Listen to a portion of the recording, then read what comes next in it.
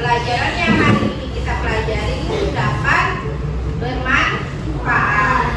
Baik, sebelum pembelajaran Ibu akan absen dulu. Apakah hari ini hadir semua? Ya. Berapa orang yang tidak hadir? 2. Siapa namanya?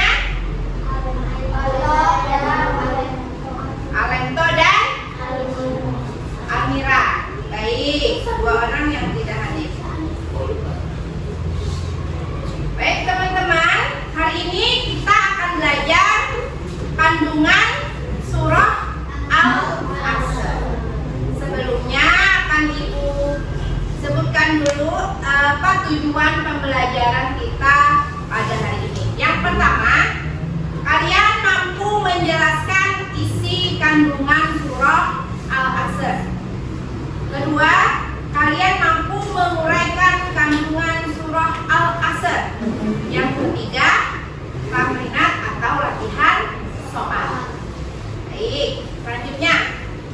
Sekarang di depan kalian ini ada gambar. Siapa yang di sini bisa menjelaskan apa isi gambar? Angkat tangan. Ya, silakan. Dari anak kecil ke dewasa, lalu tua dan meninggal dunia. Iya. Baik, nah tadi adalah jawabannya si Winda.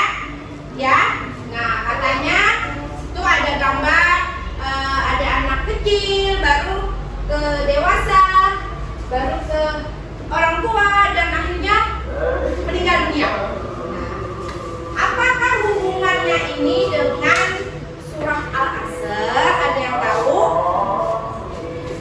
Nah, di sini hubungannya dengan surah Al-Asr adalah kita sebagai manusia itu diperintahkan untuk memanfaatkan waktu dengan sebaik-baiknya.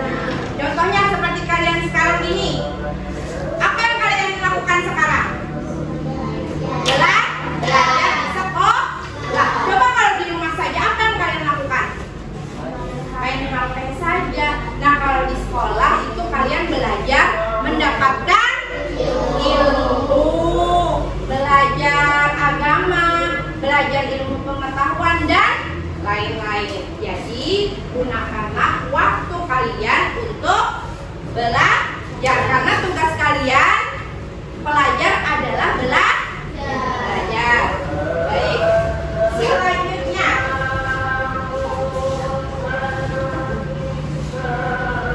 Ibu akan jelaskan kandungan surah Al-Asr. Yang pertama adalah menjelaskan bahwa zaman atau masa yang padanya Bani Adam atau Nabi Adam bergerak melakukan perbuatan baik dan buruk, itu adalah kandungan surah Al-Asr ayat pertama. Kemudian yang kedua adalah menjelaskan bahwa Allah Subhanahu wa Ta'ala itu bersumpah dengan menyebutkan bahwa manusia itu benar-benar berada dalam kerugian, yakni rugi dan binasa apabila mereka tidak memanfaatkan waktu dengan sebaik-baiknya. Itu adalah kandungan surah Al-Asr yang kedua. Kemudian ayat ketiga menjelaskan bahwa yang terhindar dari kerugian dikecualikan. Nah, ada orang yang nggak rugi kecuali, bagi manusia yang beriman hatinya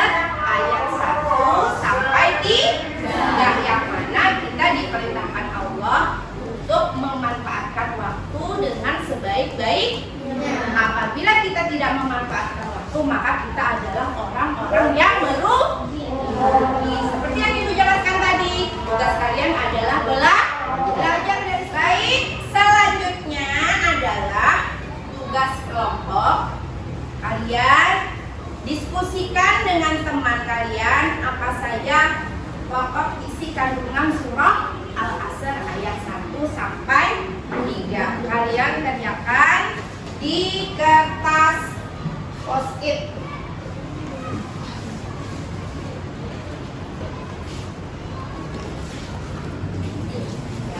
Kandungan surah Al-Asr ayat 1 sampai 3. Kalian ini ya.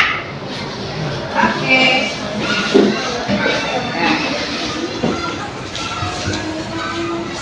Nih, tulisnya ini ya.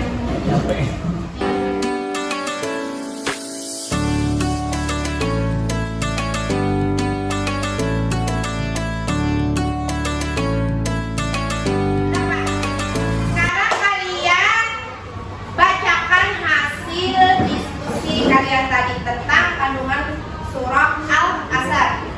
Ya, sekarang simak teman kalian mempresentasikan hasil diskusinya tadi tentang kandungan surah Al-Asr. Ya, silakan baca. Ayat 1. Tentang Nabi Adam, Nabi Adam alaihissalam yang melakukan kebaikan dan keburukan. Ayat 2 menjelaskan tentang Allah Subhanahu wa Ta'ala bersumpah dengan menyebutkan bahwa manusia itu benar-benar berada di alam kerugian, yakni rugi dan binasa. Ayat 3 menjelaskan bahwa yang terhindar dari kerugian dikecualikan bagi manusia yang beriman hatinya dan mengerjakan amal-amal yang soleh, menunaikan dan meninggalkan semua yang diharamkan. Oke, tepuk tangan buat kelompok Al-Malik. Ini hasil diskusi dari kelompok Al-Malik ya. Ya, silakan duduk kembali. Baik, nah itu tadi adalah diskusi dari masing-masing kelompok tentang kandungan surah Al-Asr. Nah, dari keempat diskusi ini tadi intinya adalah di sini Islam menganjurkan kita untuk memanfaatkan waktu dengan sebaik-baiknya agar kita tidak termasuk orang yang merugi. Baik, selanjutnya adalah peringat atau latihan soal. Nah, akan Ibu bagikan link berikut ini. Ada ya Pak ya? Baik, untuk peringat atau latihan soal, Ibu bagikan link di grup WA kalian. Silakan diklik di situ linknya. Ada soal di Google Form, kalian jawab di situ.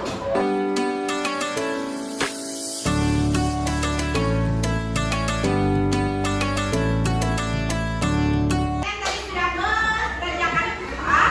Nah, selanjutnya adalah kita akan simpulkan pembelajaran surah Al-Asr hari ini. Yang pertama, surah Al-Asr terdiri dari berapa ayat? 3 ayat dan merupakan urutan surah yang keberapa? 1. Diturunkan sesudah surah Al-Isra. Dan surah Al-Asr itu tergolong surah yang diturunkan di kota Mekah sebelum Nabi Muhammad SAW hijrah ke Madinah. Dan yang terakhir, Al-Asr artinya demi masa, yaitu menerangkan tentang memanfaatkan waktu dan mengisinya dengan perbuatan yang bermanfaat bagi diri sendiri dan orang lain. Nah, selanjutnya, betul tidak? Menyanyikan lagu demi masa. Demi masa, sesungguhnya manusia kerugian, melainkan